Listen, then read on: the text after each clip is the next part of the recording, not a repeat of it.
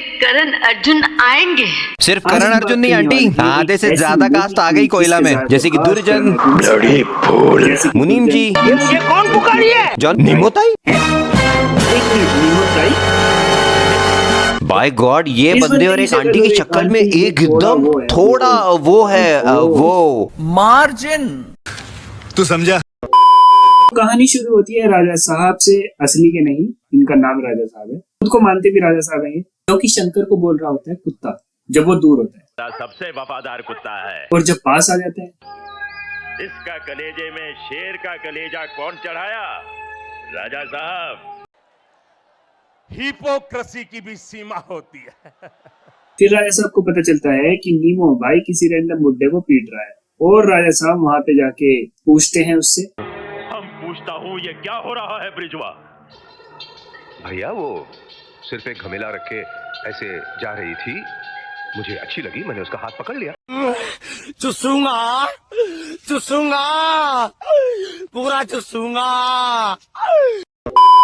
और जो राजा साहब है ऊपर से कमीने दिखते हैं, लेकिन अंदर से ये बहुत ही बड़े हरामी टाइप के इंसान है। क्योंकि अकेले में फिर उसे ही बुड्ढे को बुला के राजा साहब ने उसको कर दिया है लंबा, लेकिन उसका गलत टाइम पे सो जाता है खंबा। बूढ़ा नर ढेर हो चुका है, तो अब मादा नर को चाहिए दूसरा नर, और उसको नर दिखाई दे चुका है और वो उसकी तरफ आकर्षित हो रही है, लेकिन वहां पर एक शिकारी कुत्ता भी है।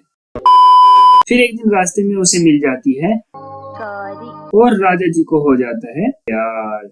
Beautiful, beautiful. राजा साहब का खंबा जो कि सेक्रेटरी के लिए तो गिर जाता है, लेकिन गोरी को देख के, मतलब जो तैयार है कन्विंस है, वहां पे ये फेल हो जा रहा है, लेकिन जो भाव नहीं दे रही है वहां उसको काव काव करना है। फिर राजा जी भेजते हैं शादी का प्रपोजल, बट गोरी मना कर देती है बिकॉज उसे देखनी है वर की फोटो। तो राजा जी कहते हैं हम भेजूंगा, फोटो भेजूंगा। तो वो भेज देते हैं शंकर की फोटो। इसे देख के गोरी हो जाती है पानी पानी और कहती है तुझसे ही करूंगी शादी मेरे जानी। लेकिन बीच शादी में वो देख लेती है राजा जी का चेहरा और वहां पे फिर बेहोश होके गिर जाती है, और जब होश आता है तब देखती है कि ठरकी राजा जी को। शादी किया हूँ, मैरिज, मैरिज। और फाइनल कंक्लूजन ये निकला, अब हम तुमको लूटूंगा तो तुम्हारा मर्जी से।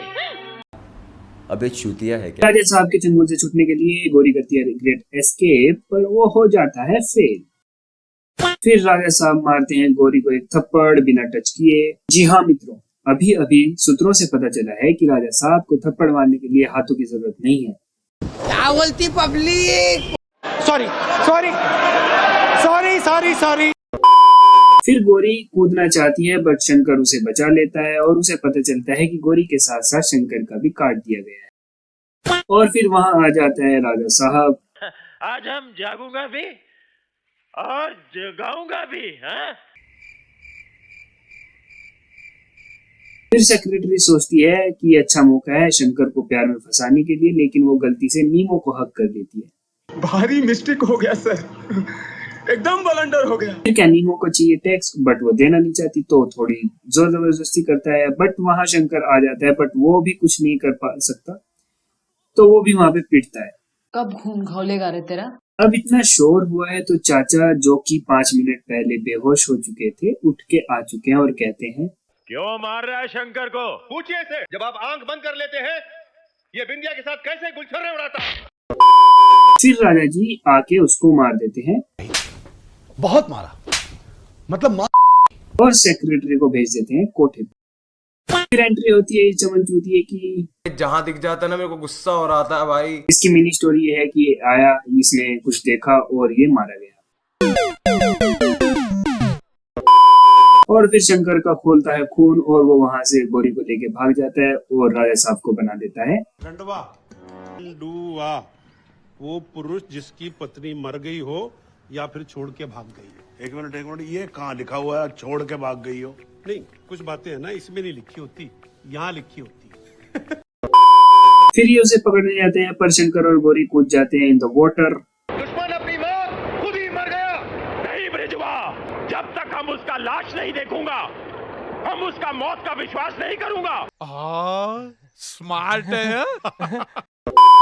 अब देखना ये है, क्या शंकर जिंदा बच पाएगा? क्या राजा साहब उसको ढूंढ लेंगे? क्या वो गोरी को लूट पाएंगे? इन सब की जानकारी मिलेगी आपको अगले पार्ट में। अब बोलती बंद होगी पाप की, क्योंकि दिल्ली नहीं है किसी के बाप